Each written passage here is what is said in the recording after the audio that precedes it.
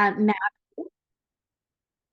my name is Christine Smith. If you are a first time here, great to meet you. If you're returning, welcome. And if you're watching the replay, awesome. There are about 12 replay sessions. If you're with Real in Real Academy, if you're not with Real watching a replay, then you can just reach out to me directly through social media, and I'd be happy to send you any replay links. Just a little bit about me. I do service the Central Florida market, both think Orlando, think Disney World, also think Space Coast, where all of the rockets launch. I have the experience of co-leading a mega team back in 2015 through 2020, relocating to Central Florida, being a solo agent, getting up and running and into production, and now I do have a small micro team. So wherever you're at in your business, I can probably relate a lot to you and your model, whether you're flying solo or if you are leading a team. Worked all sorts of lead sources in my career, and some are more favorites than others. So do have a wide variety of lead generation, lead conversion experience. I really started as an inside sales agent. So I am deeply rooted in conversion from the front part of the process. And I'm here just to share my experiences with you. And today's topic is getting more appointments from your past clients. I know our El Presidente does not like that word. The people that we have previously serviced in the way of real estate. We've either sold them a home, or we helped them sell a home and move somewhere else. Private And also client. our friends and family. A You want to prior say client, private client. a private client. Yeah, that Yeah, one's I hard keep for me forgetting to that like too. I roll just off the tongue. interrupted, tell you. Yeah, private client. So he always said I had to get rid of that past client deal. Yes, awesome. I'm trying to rid it from my vocabulary as well. I think I'll just say client, right? Awesome. So it really took me a while to buy into the belief that pouring into people that we previously had a transaction with was the key to getting me more business that I was actually excited about serving. And it really took me a while to understand that it was worth spending significant time and money on this group of people. So many things that we do in real estate, we're doing so much activity, we're pouring so much energy into it. And it's just hard to understand or know when or how much of a result we'll see in the future, right? So I have had the privilege of standing on the shoulder of some really great industry giants. And I seen that they had had massive success by taking this really seriously. And I would say about 3 years ago, I started doing the same thing. And I really dedicated time and resources to loving on people that I previously serviced through real estate, and even having some dedicated resources to service them at a higher level. So I'm going to go through some things. Today is no share PowerPoint presentation. And I really want to give this to you because I know there will be some people watching the replay. You may have something already in place, right? You may have nothing in place. Maybe you haven't sold a home yet. Maybe you have a few deals under your belt. So my goal for you is for this to challenge your thinking.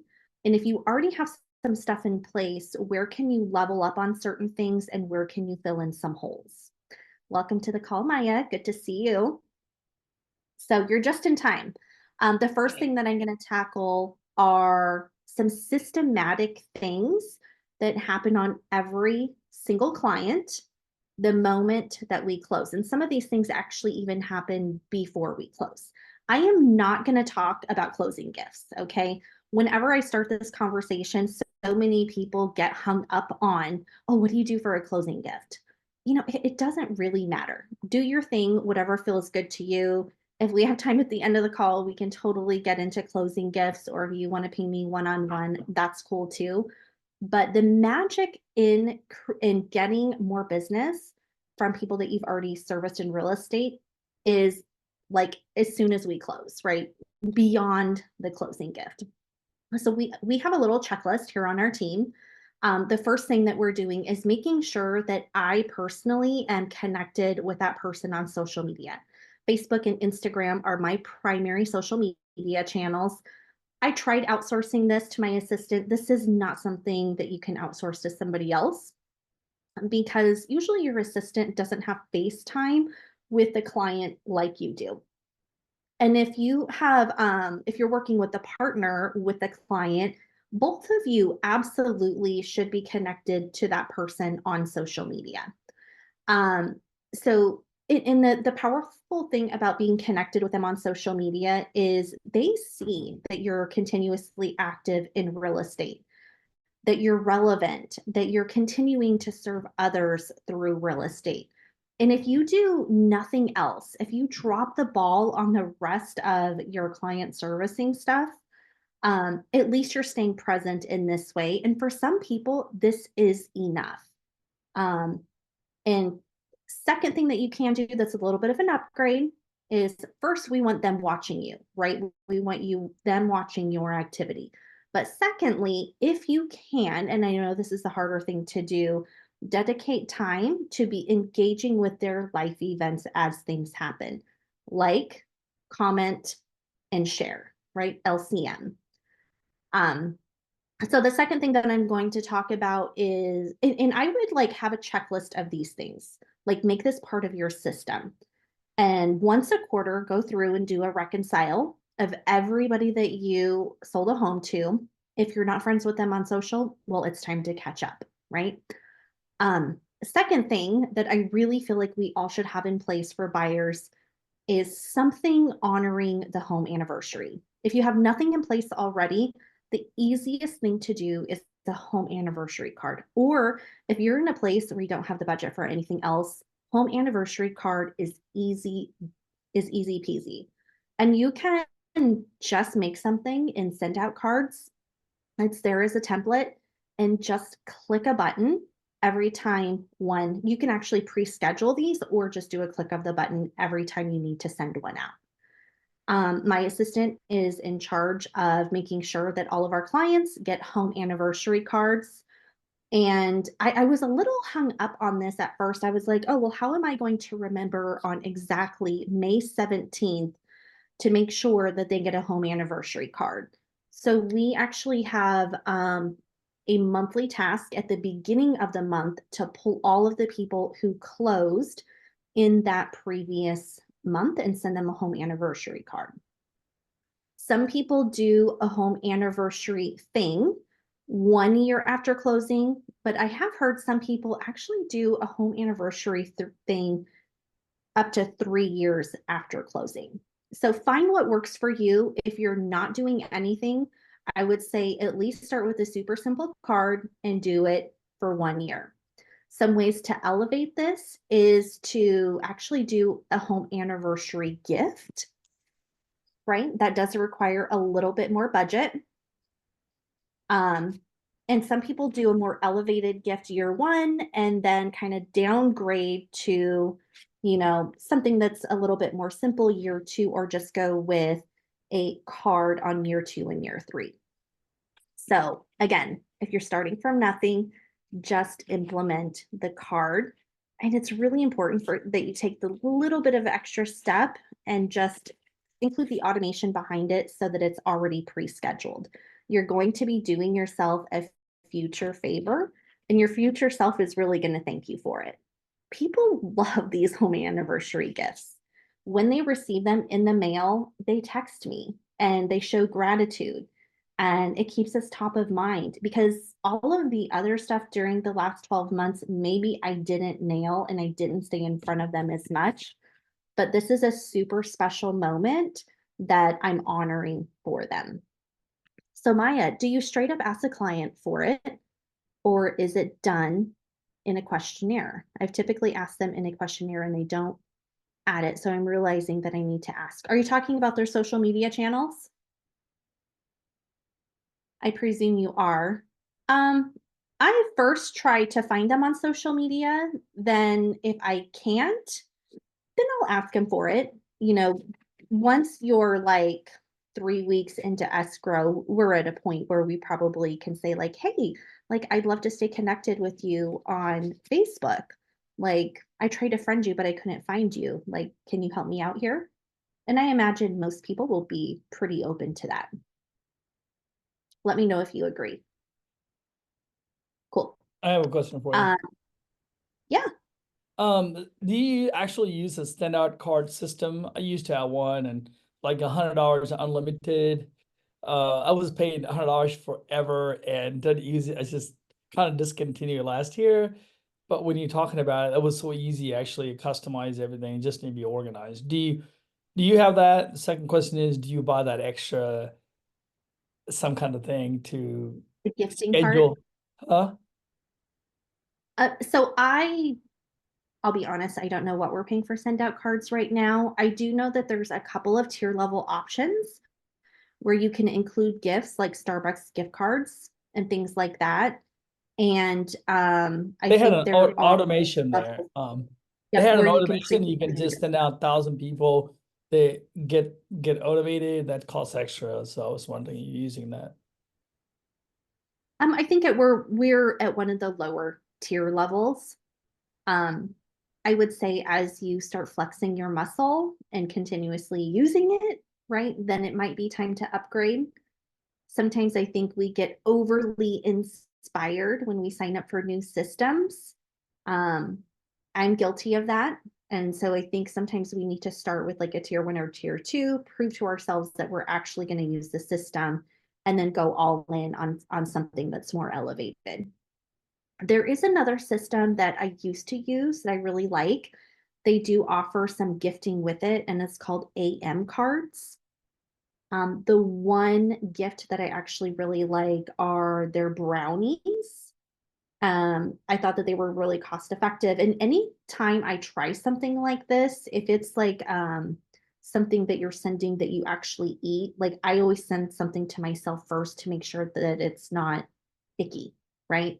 I found that it was decent high quality. I think between the card and the brownie, it was like less than $20. And that is something that I was using specifically to gift people, real estate agents who gave me a referral. So, two different systems you can kind of explore, see what works for you. If you don't want to do any of that, just go get a stack of cards, right? Put a time block on your calendar, and then at the beginning of the month, be handwriting home anniversary cards. You'll actually probably get even more appreciation from your clients if you can do the handwritten real stamp thing. Okay, so moving on. So this is something that very automated, do it one time, and you're going to get probably 24 touches in front of your client with it, right? And that is setting them up with a property value alert. As soon as somebody becomes a homeowner, they want to know, is my home appreciating in value? Right? And they want to know how much has it appreciated in value. So you need to continue to be the source of that information. CRMs have a tool that you can do this with, or just set them up with sending them all of the solds that happened in their neighborhood the previous month and have that subscription go out to them in the MLS at the beginning of the month. Do one or both, but definitely do something because your clients will absolutely appreciate it. And if you don't know if your CRM has that, I would just reach out to your CRM rep. It probably does, especially if you're using Lofty, Follow Up Boss, or CRM or one of the big boys. So another thing I like to do is set everybody up with a market update for their specific zip code. Because not only is everybody interested in what's going on in their micro immediate neighborhood, but people are also really interested on what's happening in their zip code. Have values overall increased 6% over the last month, or have they, decreased 2%? That is something that will take you less than 30 seconds to set up in your CRM and will be a very high value lifetime touch. Another tool that people are using for this is HomeBot. That's another option. There are several things out there that you can use to do this. RPR is another one. So there are a few resources that you can use to accomplish the same thing. I would just make this part of your checklist that you complete once you have closed a deal. So a couple of bonus things, and these are a little bit more elevated. You may not be the place to do these if you're just starting out in implementing a system, but if you already have a system in place, something that you could do is adding your people to a custom audience. That way, if you're running like a specific type of an ad that you want only your previous clients to see, you would be able to accomplish that. Some agents that I know have a private Facebook group that does very well for them. And it's hard to have a private Facebook group and have it be highly engaging if you have only sold 10 homes in your real estate career. But if you're at a point where you have sold a couple hundred homes of your real estate career, a private Facebook group may make sense. I see people running raffles in those groups and they get a high level of engagement, introducing home maintenance vendors, market update reports, things like that. So a couple of things to think about. At closing, one thing our team is going to start implementing, we've always talked about the vendor list that we have available for our clients to use post-closing. But a lot of our clients don't remember that we have it, right?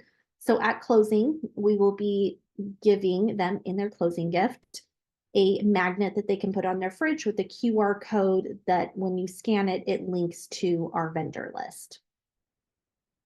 So a couple of tips that I have in this is for a lot of this to work well and easily, as soon as we go under contract with a client, or as soon as we have a buyer broker agreement or a listing agreement, the earlier in the process that you can get this, the better.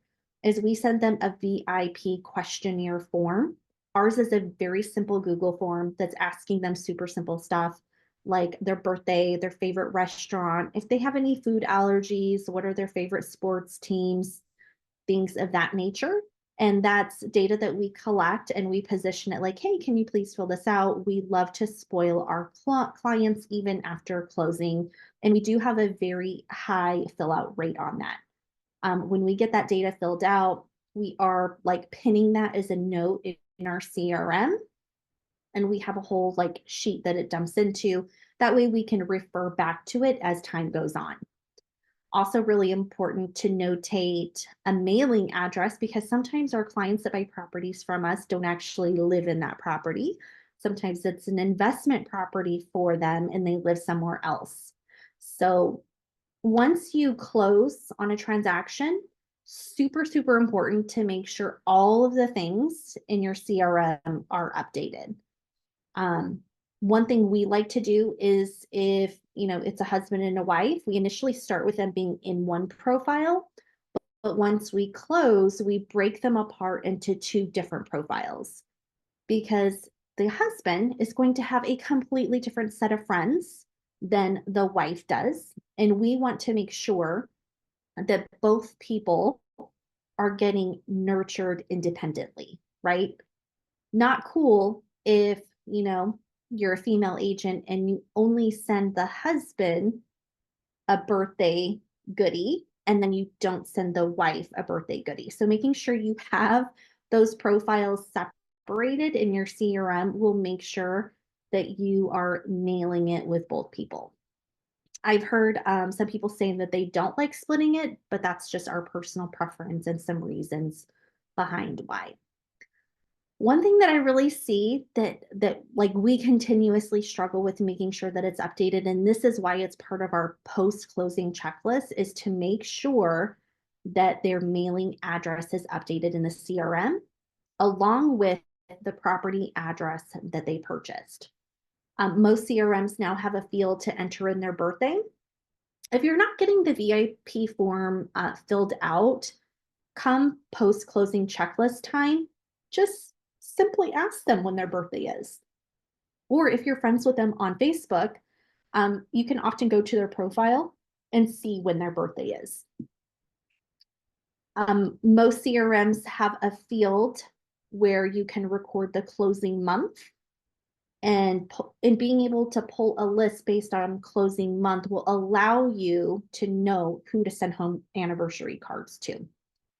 And really just making sure that everybody, like when you work your post-closing checklist, has the right tagging in place. Everybody has a different set of tagging, but I don't know about you, but when I work with a client, I don't always have the same level of connection with all clients. Some of my clients are absolutely raving fan material, and we are bestie, best friends.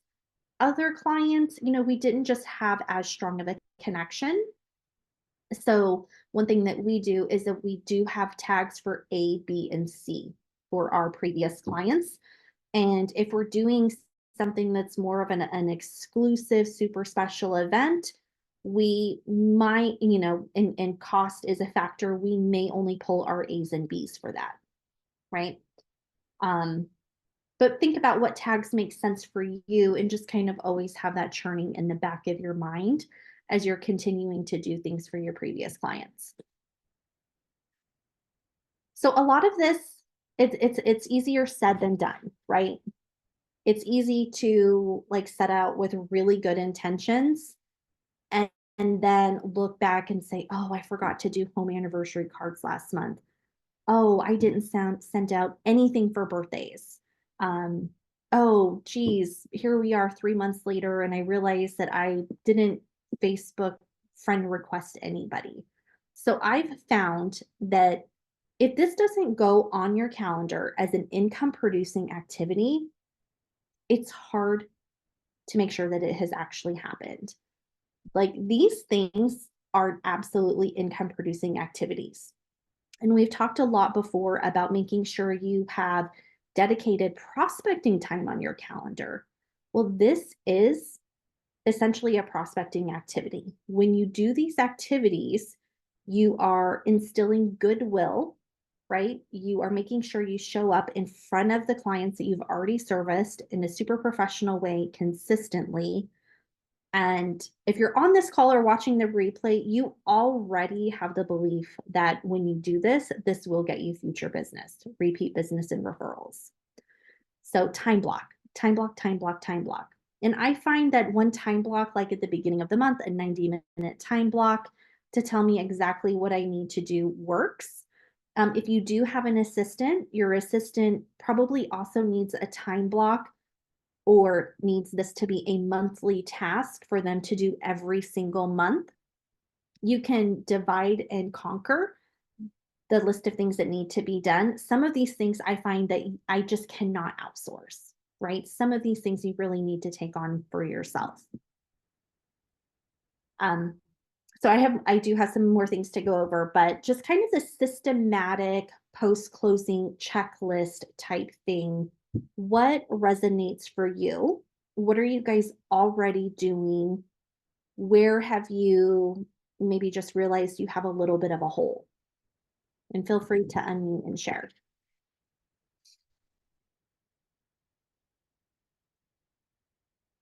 And this is a continuous work in progress, right? I would relate this to, we have to keep up with it. Like we have to wash the dishes as we make the meal. We cannot wait an entire year to work a post-closing checklist because then we realize we're missing data from CRM profiles. We don't have birthdays. We just don't have all of the things to be really effective with this. I have a So question, but I have a comment, but I'll wait for Jocelyn and Maya to get involved, say asking something. I mean, are yeah, you all absolutely. new agents or? Jocelyn's been in the business for About 3 years now. Maya is a very seasoned veteran agent, and she relocated from a California market to a New Mexico market. Yeah, I think the biggest thing for everybody, I've been doing this for a long time. I think, is income producing activities, are you doing that? Number one. Number two is I think we take it once you capture that buyer, the seller and a buyer, and they like you and trust you, and you sold the property, you think you got the cat in the bag, you think you got it done, right?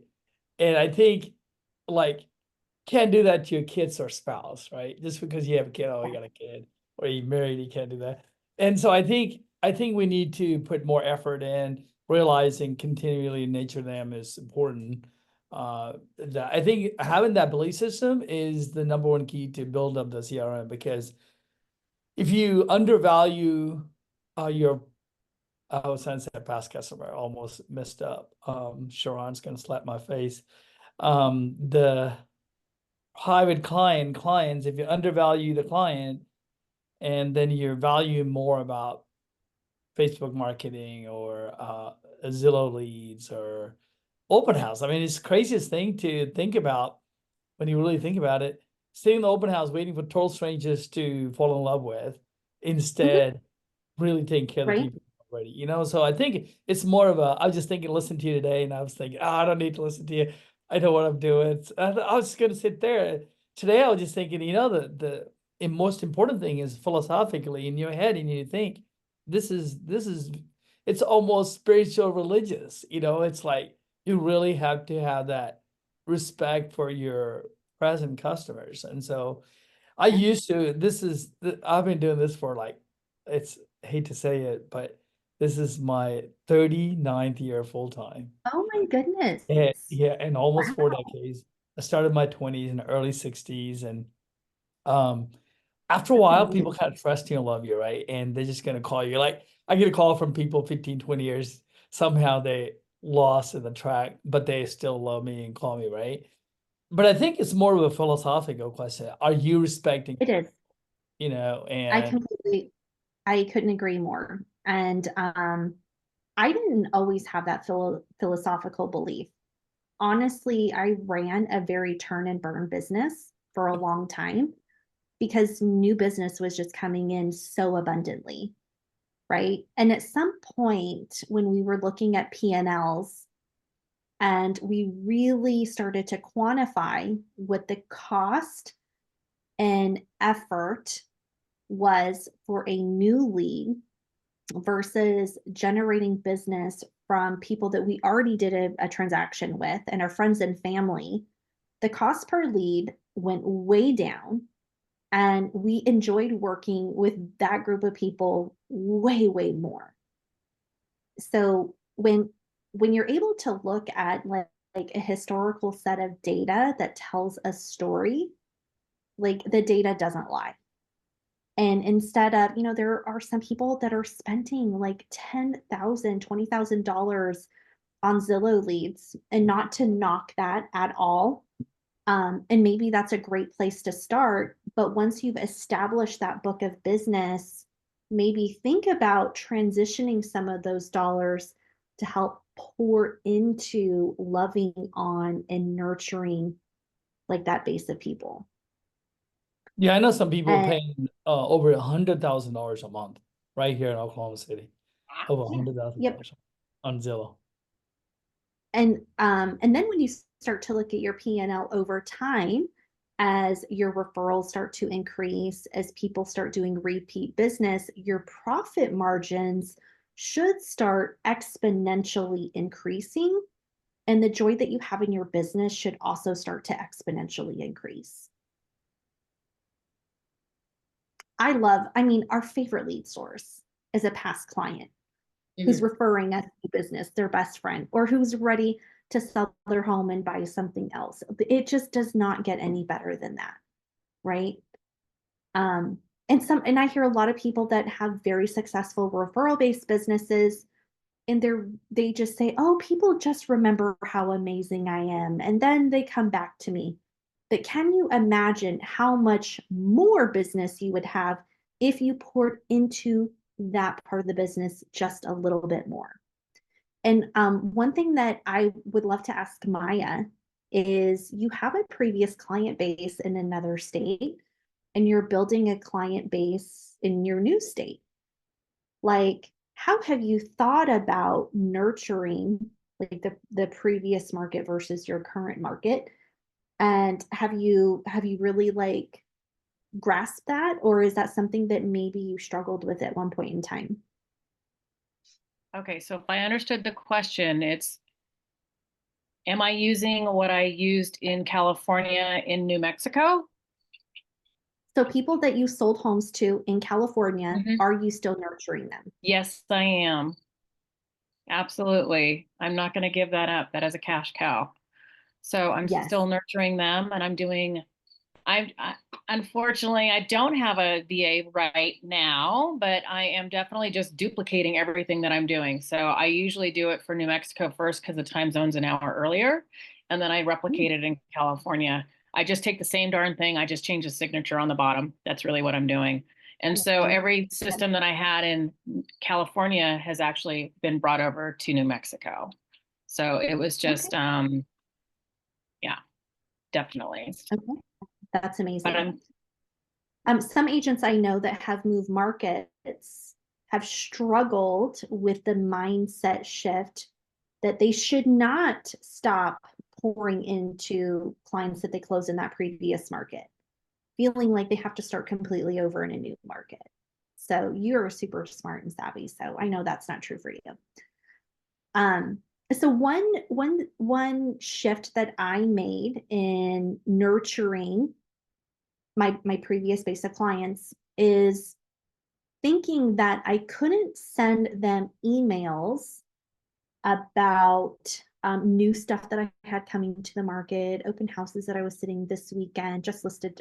I really don't do just listed, just solds. I run deal of the week pretty heavily. And initially I thought, if somebody bought a home from me 3 months ago, they're going to be really turned off if they get my deal of the week email. They're going to feel like that's spammy. And Sharon encouraged me to just send the deal of the week literally to everyone. Let the market update email go out to literally everyone. And people that I previously sold a home to love it. Like they love getting those types of emails because the moment a buyer closes and moves into their new home, they're already starting to think about their next house. And when somebody closes on a home, their reticular activating system is still very prominent and they're still talking to friends and family about moving, right? So if I send out a great deal of the week, even though they just moved into their house, that may be a really great fit for their friend who has now been inspired to make a move because they've seen their bestie just move. So I would say um, don't isolate people that you sold a home to from some of your really high value email marketing material. Make sure that you include them. Cool. Um, so we already hit on VIP questionnaire. Matthew, do you have a VIP questionnaire? And Maya, do you have one? Okay, awesome. But I did have a quick question about how you actually get their social media. Is it when you're sitting there with them and you just open it up and you ask them? Because I've asked it in a questionnaire in the past and they just never put it on there. And then sometimes I try searching them and they have some crazy name like the cat lady from Texas or whatever. You're like, you're never gonna find that. Right, right. I try, when I'm like watching TV at 10:30 at night, I try to find them on Okay. social media. I think probably if you're working with a buyer, the very, very, very best time to get it is when you're out showing property and you guys are having Okay. fun. And you're like, hey, are you on Facebook? Like, do you mind if we connect there? Right? You're getting Got it. automatic buy-in. The next best place to maybe get buy-in for social media is on closing day. If you're taking a fun picture of them and you're like, hey, Mhm. do you mind if I share some of your story and tag you in my post on social media? Okay, great. Got it. What is your social media handle? And one other way to I try is kind of do it indirect, like early in the relationship or closing, you ask somehow to connect with them to send a message to Messenger. So they say, hey, can you send me that Messenger? Because usually everybody's on social media, right? Facebook. So send that to me. So I don't even ask them. I say, hey, can you send me that Messenger? Like maybe they saw something. Oh yeah, I want you to see the backyard, or what do you think I need to do? Can you send me a Messenger? And instead of sending you a text, because if you get the Messenger, you can go back in there and profile, find out what it is, right? And get it. Mhm. But I think you had to have an excuse why you sent the message instead of text message. So the way I say it is, okay, literally do. I keep all my pictures downloaded when I get any kind of a messenger. It goes to a different folder. I say, hey, I keep all my stuff in a different folder. It'd be easier for me to organize if you send me that picture or whatever. Usually people have, what do you think about this? Or do I need to repaint this? Or this like listing deal, right? A buyer says, well, I want you to look at the Zillow lead, right? And so if you can tell them, hey, feel free to use my messenger, send me the Zillow, anything you want. Okay, I like that. Most So people would then, say, hey, if you see something you like on Zillow, text me. But instead, you're saying if you see something you like, send it to me on Messenger. Let's make sure we're connected there. right, the reason I started out with the intention to get it, then I had to have some real reason why, right? So Uh-huh. but I really, like seriously, that. I the like that. messenger, a folder method is great because I don't want to have, let's say middle of the day, I'm busy and I'm getting a bunch of text messages about Zillow, or maybe, what do you think of this wall? I should paint this wall, right? And all that goes to the messenger. So those not immediately need an action. And so you really had to have a strong belief system inside of you. They ask you, Yes. no, so that's another way to do it. And also when I meet people, and for me to being a guy, I don't, he said, what's your telephone number, right? Asking a girl or a guy's no problem. So instead, you feel like you have a connection, potential seller or buyer. I just tell them, hey, here's my card. Why don't you send me a messenger? What we talk, like, for example, I have a German Shepherd now. Before, I see a lot of German Shepherd, and I like to keep in touch with them, where they got them, what breed, and who are, so I don't want to say what's your number. That's too strong to ask the woman a number. So I say, hey, here's my card. Can you message me with who the breeder was? And they have no problem sending a message. And I'm not Okay. asking for their telephone number, right? Right, That's the right. best way. So, and also, like, if you're in a restaurant or wait, any strange people, you really don't want to, like, you don't even know you want to give them the number. Like, I don't want everybody to. So I don't care how good looking or bad or sophisticated they are. They could probably be crazy people. So Well, I I think just tell it's them to, interesting that in our industry, agent to agent, when we connect with people at networking events or conferences, we never ask for phone numbers, right? We're like, where can I find you on Instagram? Right. So right, maybe yeah. taking that same The sort of agent to approach agent, with yeah. clients. And yeah, I think that leading with a social media connection positions you as more of a modern agent opposed to going in and asking for permission to text. So I actually really like that. That's very Yeah, I cool. think if you start out with, depends on the age and savvy of the person. I say, hey, Mhm. if it's a young person, I say you have an Instagram account, and they Yep. always say, yeah, just text me that, right?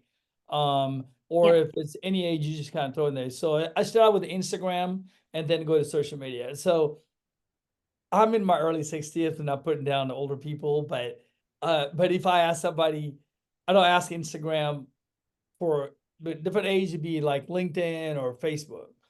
So then that's just a way to sort it. And also it's kind of keep your inbox clean on a text message with a bunch of thing you don't know. So I also use a Messenger as my prospecting CRM. I go through the message and say, hey, this person I meet connected, what do I need to do, whatever. And I'm very Well, curious about I people. don't mean to cut you off, but I'm going to go through the rest of our Yeah, things. yeah, And no if we problem. have some time over, we can come back to some messenger stuff because I feel like you have a lot of success built up around that, and we could maybe go deeper on it.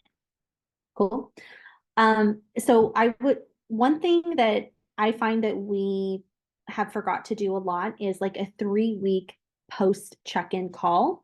I think we tell ourselves in our head, we make this big, check box that we know we will absolutely do. But how often do we actually forget to do a post-closing check-in call? And this should not be a text message, in my opinion. This should definitely be a phone call. Because once your client has had the opportunity to settle in to their home for a few weeks, like their realtor should be calling them to ask, how are things going? How are you settling in? Have there been any issues? Did you buy the couch? All of the things. Like that check-in call goes so far. And in my opinion, I think it's a non-negotiable activity that we've got to do to really anchor that relationship for the future. So some of these things are, we really have to put it on our calendar and carve out the time to do it, that will up level our positioning, right? And create our deeper relationship with our client. One of my favorites is something called Letter of the Heart. I got this idea from a previous loan officer when I worked in Arizona. And the Letter of the Heart ideally should go out once a quarter, but at the very least twice a year, and send that to anybody that you've sold a home to. Just kind of giving them your life updates, maybe your highlights of the year, even any lowlights of the year or quarter that you're comfortable in sharing. This really humanizes your relationship with them. Try not to make this transactional whatsoever, right? This is really you letting them in on who you are. And there should be some light business, but also some personal stuff that's integrated. Like your daughter graduated from high school, you yourself made a big move from one neighborhood to another. Maybe your pup of 15 years passed away, and that was really hard for your family. Some things like that, those like emotional deposits go so far with this group of people. So if that's something that you're not doing, maybe think about doing it. If you don't have the capacity to do it now, maybe scale it out for the next quarter. But if we can get this in the mail, like something that they can open up, and yes, you can do this digitally, you can send it via email, but I will tell you, when somebody can open this letter from you in a handwritten envelope with a real stamp, like it just hits completely different.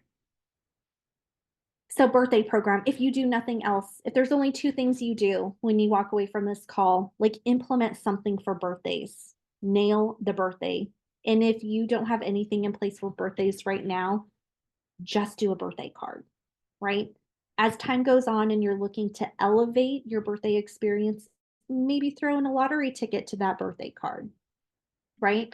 And then when you're at a point where you're ready to elevate that a little bit more, maybe you send them crumble cookies, you send them cupcakes, you do something a little extra. It would require a little bit more of an investment. But if you drop the ball on everything and the one thing that you remember is their birthday every single year, like you are winning, right? How often do you personally get something from a service provider that is tangible on your birthday? I would venture to say most of us hardly ever or never, right? But if we can be that person that remembers a special day and honors it with them, like I feel like we're really winning. So holiday cards. Some people do like 6 holiday cards a year. I have scaled this down to 2 holiday cards a year, one in the 4th quarter around Thanksgiving time. I like Thanksgiving cards over Christmas cards, and sometime in quarter 1. Because in quarter 4, we're really working on that goodwill, but people are really busy. In quarter 1, I think people are really busy too. Like they don't really have time to get together in person. And coupled with a quarter 4 send, if you can get them out a summarized, like printed CMA, something for them to physically open and review, I feel like that goes a long, long way. People are going to be gathering with their families in the fourth quarter. And if you're in front of them in this kind of a way, you're increasing your chances of them bringing you up in family and friend conversations. So we already have anniversary card, birthday card, holiday cards. All of this can be done through something like send out cards or AM cards. There are cheap automated systems that you can use for this. So go explore. If you're not using one of these, get a little bit uncomfortable. And I promise you, if you take the leap, these are going to feel like almost effortless things that you can put in place with your business that are going to make a big difference. If you're not doing client events at all, I know it's a super scary thing and it sounds like it is so expensive, but start with one client event a year. One thing that we have done is just an ice cream social. It doesn't have to be fancy. It doesn't have to be overly coordinated. Your people are showing up to spend time with you and honor you. Here in our market, our clients have a super wide geographic range. So for me to put on a huge event, I probably wouldn't have a very high attendance rate and it would be very expensive.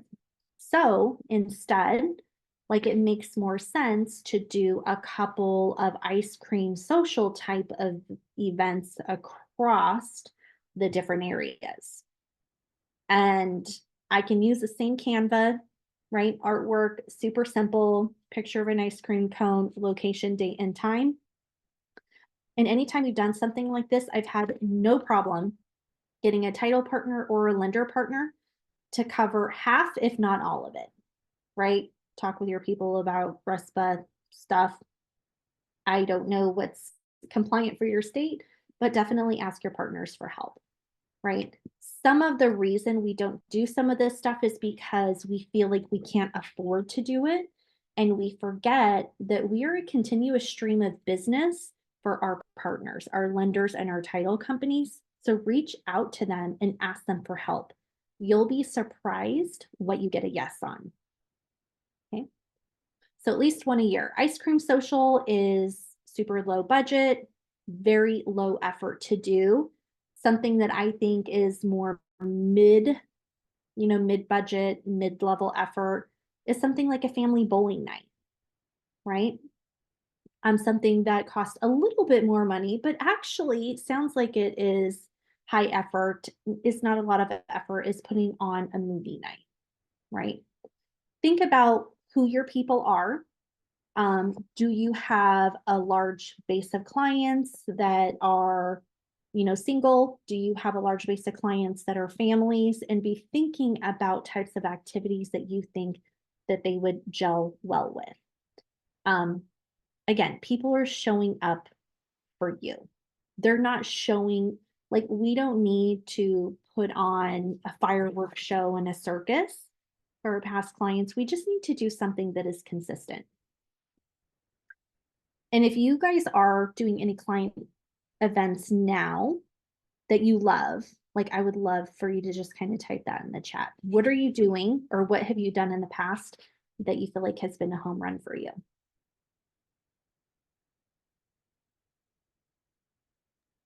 I can't say I got direct sales out of it, but I just had a shred event. I hosted it with a local title company, a lender, and an insurance guy.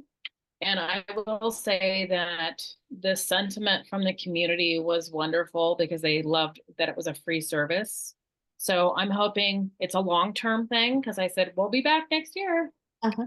So I can't say I got a direct sale out of it, but you never know, right? Is that more of a farming strategy or more It's more of a farming strategy. Okay. But it was for past clients as well. I mean, I've definitely done the ice cream social where I had a pet photographer show up. That was kind of cool. So I had bring your dogs and I had pup cups and there's another ice cream for dogs. So I did that for a couple of years. People love that. I love that.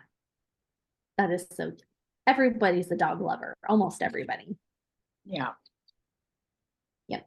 And if you make the commitment to do one event and you make the commitment that whatever you pick has to be low budget, low effort, then your brain will go out and find it, right? And give yourself a by when date, right? To commit to the activity, and then a by when date to actually put it on.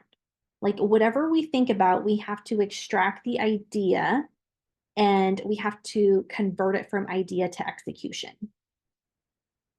This is like a really sexy topic in our industry, but very few people get all of the stuff they know they should be doing from idea to execution.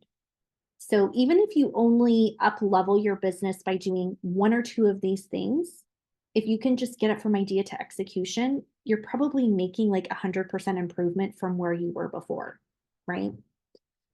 I am getting ready to do some pop buys for 4th of July.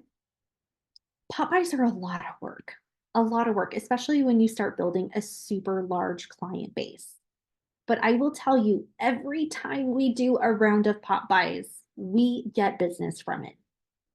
When we did Thanksgiving pie deliveries, I know a lot of people have their clients come to them and pick up a pie. We made the conscious decision to go out and hand deliver a pie to every single one of our clients. And we had 2 people that decided to retransact with us, and we had them under contract in less than 60 days. So pop buys absolutely work. The pop buy I'm doing for 4th of July, I spent less than $7 per person, all dollar store stuff, just put together a cute little package of 4th of July goodies. And I'm stopping by and dropping it off at their doorstep or just knocking on the door, saying hello and spending a quick moment with them. So if you can do a pop by even once a year, it will go so far. And I wouldn't feel, so one of my excuses for not doing more pop buys was, man, I can't do this for 130 people. If you can even do this for 10 people a quarter, right? That will be 40 people a year. And think about making the highest and best use of your time. If you know you have a segment of the market where you can hit 12 people in a 3-hour block, do that, right? And then over index on all of your other scattered people with some of these other activities. We have to realize that we have limited capacity. And yes, you can outsource some of these things. It will cost you more money and the result will not be as effective, but that is an option that you can do. But even if you can squeeze some of this stuff into your business, it will go a long way. Things that are not scalable actually produce the best result. Some of the things that are not scalable produce the best result. We can't, we do have to have a really good mix of stuff that's scalable versus non-scalable. So if we think back to the post-closing checklist items, those are things that are very scalable, right? So then as life takes over and we run out of time to be as consistent with some of these other things, at least we have a basis in our business of things that are high value to keep our previous clients engaged. So we have a couple of minutes left. Another idea to give you guys that is very scalable is come up with a quarterly home maintenance postcard send, right? And as you close a new client, they just get put on the list. And this can absolutely be automated from something like send out cards or AM cards, like changing your air filters. As we're approaching summer, reminders to service your AC, lawn care maintenance for the type of plants that are maybe specific to your market area. Things like that, where you're providing value and then you're over here in the corner like, hey, remember it's me, I'm thinking about you. Who better to tell somebody how to take care of their home than a realtor, right? And if you're worried about cost, get some of your vendor partners in on this, like your preferred AC company, maybe your preferred plumber, your preferred electrician. There's so many ways that we can reduce the cost that's involved with this. But the execution on anything that's a postcard that goes out is like a 1 or a 2, right? Very low effort. We just have to get familiar with maybe a new system to do that. Last thing I'm going to leave you with is ongoing gifting. And I wouldn't even worry about this if you're at a place where we just started, or you are in a place where you just don't have the budget for ongoing gifting. But some people, some agents, when they get to a certain place in their real estate business, they have a raving fans program, right? Some agents choose to treat every client like a raving fan and use services like Client Giant, where they pay like $600 at closing for Client Giant to send them gifts throughout the year. And I've heard great success with that. Other real estate agents I know have created like custom boxes that they put cute, fun things together in. And then they either hand deliver or they have them mailed out to their clients, maybe on like a quarterly basis. And they pick and choose from their A, B's, and C's who gets what. So as you continue to develop this, right, as your belief system starts to get stronger that this stuff works, you will probably want to elevate more and more the things that you do. But in wrapping up the call, if you only do 3 things, social media connections, nail the birthday, and nail the home anniversary, even if you're doing a card. So quickly, what is one thing? Jocelyn will go you, Maya you, and then Matthew will let you wrap up the call. What is one thing that you're going to implement to do a better job or level up nurturing your past clients? Pop buys, because those I know really work. And even like the holiday cards are so easy, and I noticed that people really like those. So pop buys for sure. Like if I know, because we cover a wide range of markets, but if I know like this weekend I'm going to be in Palm Bay for like 2 days in a row, I can knock out my Palm Bay people and drop something off, type of thing. So just preparing for moments like that and not overthinking like, oh my gosh, we have, I don't know, 50 people, whereas I can just knock out maybe 5 that day. Absolutely. I love it. Maya. I'm going to stick with her, the pop buys, because I think I was making it too big, and I like the idea of just picking 10. It's like, okay, start with something you know you can do. Don't make it, it's not all or nothing. I think that's what I'm realizing. Absolutely. It's not all or nothing. Right. Something goes a long way. Yeah. Matthew, how about you? Okay, yeah, great class. Appreciate all you participating in here. So I think I would want to think about the IPA, income producing activities, in my head. Look at, okay, can I schedule 30 minutes an hour to audit my past clients, right? I say past clients.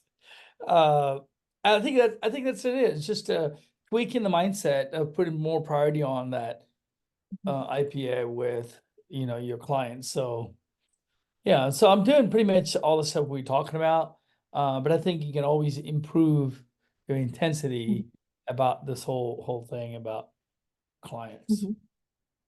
Yeah, maybe audit your system, come up with 2 super simple ways that you can level up, 2 medium ways, and 2 big ways. And make the 2 big ways more like quarterly projects, right? 2 super simple, like what can you knock out in the next week to up level your system? Well, thank you everybody for joining the call. I appreciate you so much. Happy 4th. Yay. Happy 4th. This is my pop by saying happy 4th to everybody. So when you think about Oklahoma City, hey, there's a guy in Oklahoma City if you have referrals. Same thing with you. You got my, I think all of us right here, we have the chat on the our workplace, and you should look each other out and keep in touch. I've been with Real about a year. I have more conversation in chat than 13 years with KW and 23 years with Remax. And so need to take advantage. So I take a screenshot. You can take a screenshot right now and you kind of know who the people are, and then use a chat and, practice what you preach right here by sending Absolutely. all of us. And I happy just friended birth- you on Facebook. Yeah. Mhm. So yeah. Anyway, well, Me happy too. enjoy the deal. Thanks for. Thank you. Bye-bye.